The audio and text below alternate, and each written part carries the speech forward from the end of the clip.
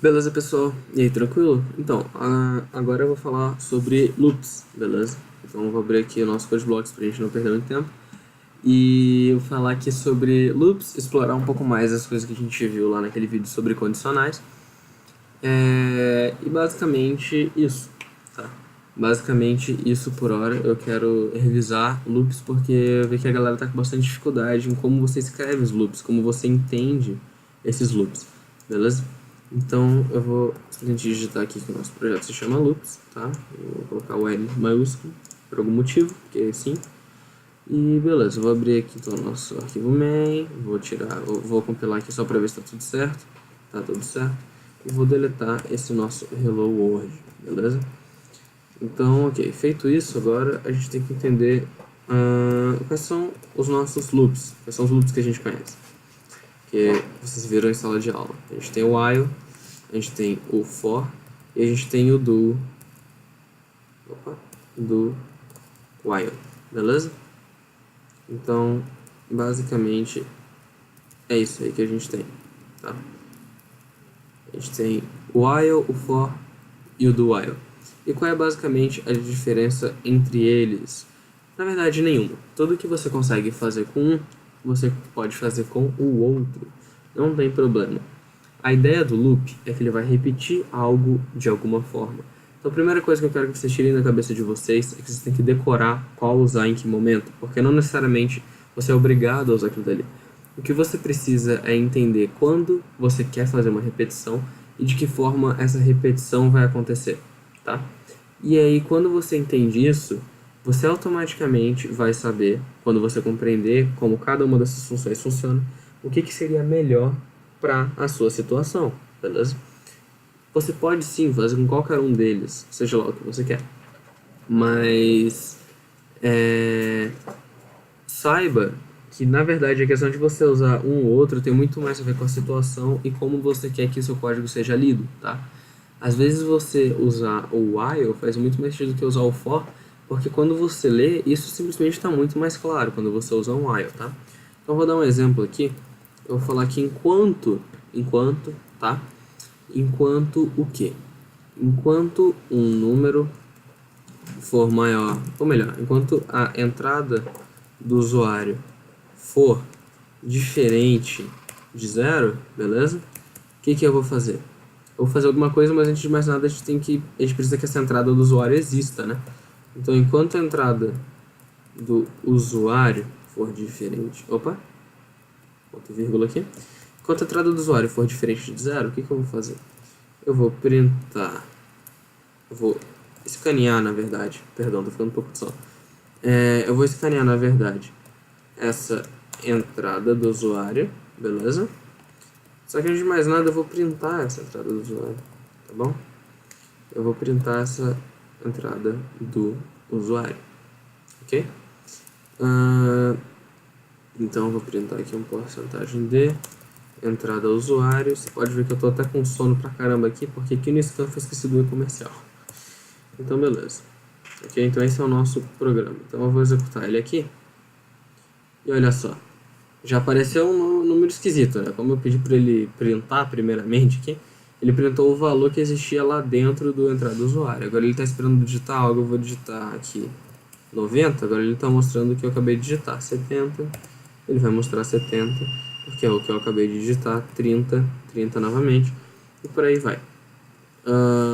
E quando eu digitar 0, ele para, ok? Então tá tudo funcionando, eu só esqueci de dar um barra N. Bom, então percebam que se eu precisasse usar esse valor aqui antes de eu dar esse scanf, eu teria problema, certo? Porque tem lixo de memória.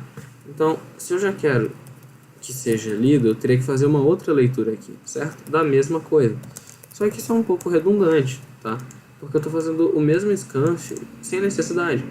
Então, nessa situação, o do while ele seria melhor. Por quê?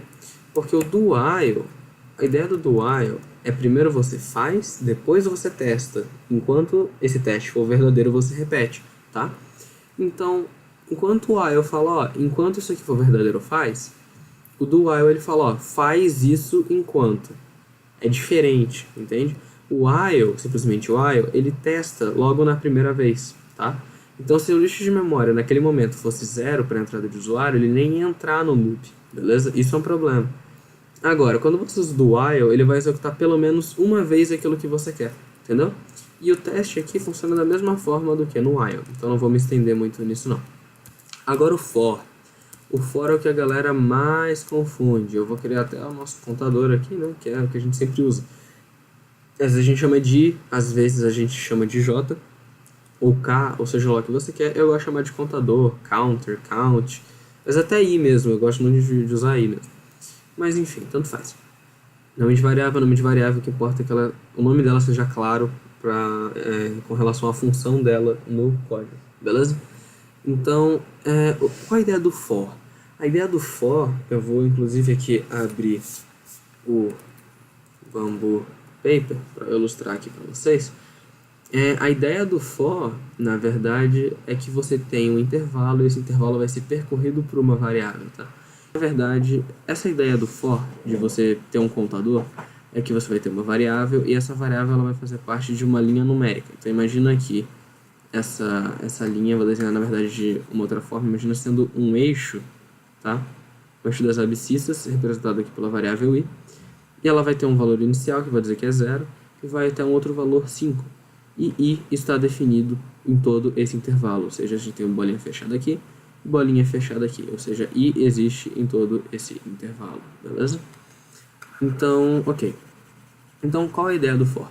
O for aqui, tá? A gente tem o for, a gente tem uma variável de controle que vai ser definida em algum valor inicial, a gente vai ter um teste, por exemplo, menor ou igual a 5, e eu vou dizer até que o i comece em 1, que eu quero que repita 5 vezes, já vou explicar isso daqui. E ao fim de cada rodada do loop, ele vai acrescentar em mais 1, tá? Esse nosso contador, beleza? Ok. Então,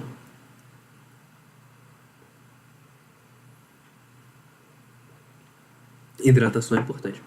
Enfim, então, o que eu tô falando aqui é que a nossa variável começa em 1, e esse loop ele funciona enquanto i for menor ou igual a 5, e no final do loop eu vou acrescentar uma unidade ao nosso i, beleza? Isso aqui, inclusive, poderia ser isso aqui, ó, por exemplo, i igual a i mais 2. E ao invés dele ir de 1 em 1, ele iria de 2 em 2, tá? Mas vamos calma. Quando eu digo que esse loop ele funciona enquanto o i for menor ou igual a 5, e que o i ele vai ficar aumentando de uma unidade, ele começa em 1, eu estou falando o quê? Que lá na nossa linha numérica, aqui com i, ele tem um valor inicial 1, com a bolinha fechada, beleza? E eu vou ficar aumentando o valor dele. 2, 3, 4, 5, 6. Só que, ó, o loop ele só está definido para quando o i for menor ou igual a 5, ou seja, só até aqui. Ou seja, isso aqui não existe mais. O nosso i está definido nesse intervalo.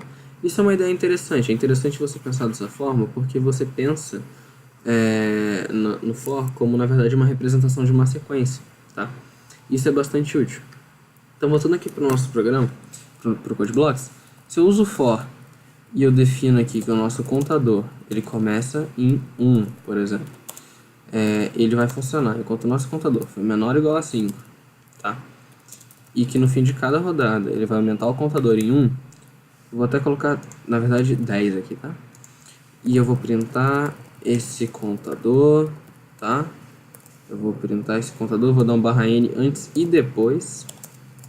Eu vou mostrar o contador na tela. Olha lá, vamos executar aqui. Vamos ver o que acontece. Lá ele mostra, ó, 1, 2, 3, 4, 5, 6, 7, 8, 9, 10, como a gente esperava, tá bom? Beleza. Então, imagina agora que a gente quer que ele vá de 2 em 2, na verdade. Então eu posso fazer aquilo que eu falei pra vocês, que é contador igual a contador mais 2, tá? E olha lá, ele começou em 1, mais 2, 3, mais 2, 5, mais 2, 7, mais 2, 9, mais 2 seria 11, porém 11 é maior do que 10 e contador só está definido para contador menor ou igual a 10, ok? Então, por essa razão, ele para no 9. Isso daqui poderia ser simplesmente resumido por mais igual 2, ok? Mas por enquanto vamos deixar no mais. E olha só, o que será que acontece se você nem usar a variável contador, se você fizer qualquer outra coisa aqui, que muitos exercícios pedem isso. Por exemplo, para você escanear algum peso que vai entrar em algum caminhão, algo do tipo, o peso de vários produtos, então somar esses pesos.